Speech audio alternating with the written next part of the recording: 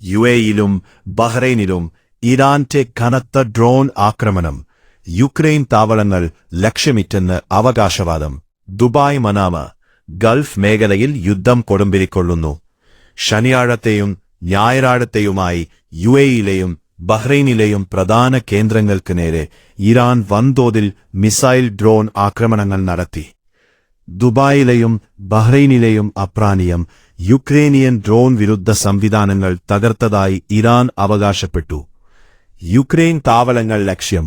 ദുബായിൽ അമേരിക്കൻ സൈന്യത്തെ സഹായിക്കാനായി സ്ഥാപിച്ചിരുന്ന യുക്രൈന്റെ ഡ്രോൺ വിരുദ്ധ കേന്ദ്രം തകർത്തതായാണ് ഇറാന്റെ സൈനിക വിഭാഗം അവകാശപ്പെട്ടത്.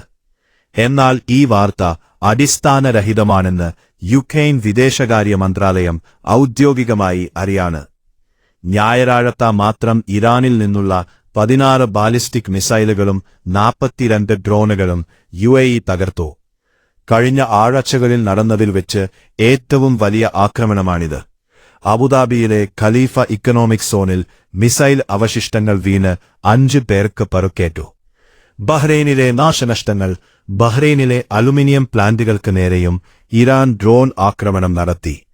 ആക്രമണത്തിൽ 2 ജീവനക്കാർക്ക് പരുക്കേറ്റതായും പ്ലാന്റിന് നാശനഷ്ടങ്ങൾ സംഭവിച്ചതായും അതോറിറ്റികൾ സ്ഥിരീകരിച്ചു. വ്യവസായ കേന്ദ്രങ്ങൾ ടാർഗറ്റ്. ഗൾഫ് രാജ്യങ്ങളിലെ പ്രധാന സാമ്പത്തിക വ്യവസായ കേന്ദ്രങ്ങളെ ലക്ഷ്യം വെച്ചാണ് ഇറാന്റെ പുതിയ നീക്കം.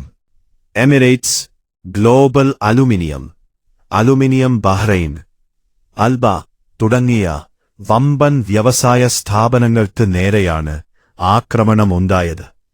പ്രവാസികൾക്ക് ജാഗ്രതാ നിർദ്ദേശം. ഗൾഫ് രാജ്യങ്ങളിൽ സുരക്ഷാ സംവിധാനങ്ങൾ അതീവ ജാഗ്രതയിലാണ്. അബുദാബിയിലും ദുബായിലും ചിലയിടങ്ങളിൽ അഗ്നിബാധയും നാശനഷ്ടങ്ങളും റിപ്പോർട്ട് ചെയ്തിട്ടുണ്ട്. താമസ സ്ഥലങ്ങളിൽ സുരക്ഷാ നിർദ്ദേശങ്ങൾ പാലിക്കുക. കൂടുതൽ വാർത്തകൾക്കായി ജ്ഞാനയോടെ പേജ് ഫോളോ ചെയ്യുക.